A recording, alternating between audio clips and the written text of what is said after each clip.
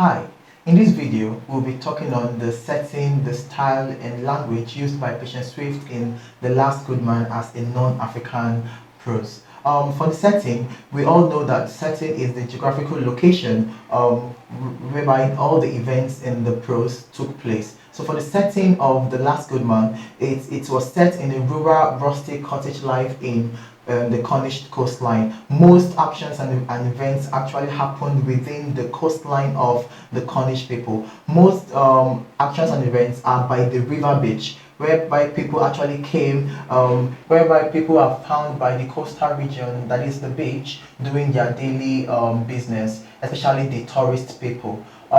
That's pretty much on setting. The next is style and language used by Patience Swift. The book is written in the third person narrative perspective that gives the readers ample knowledge of actions of the characters in the novel.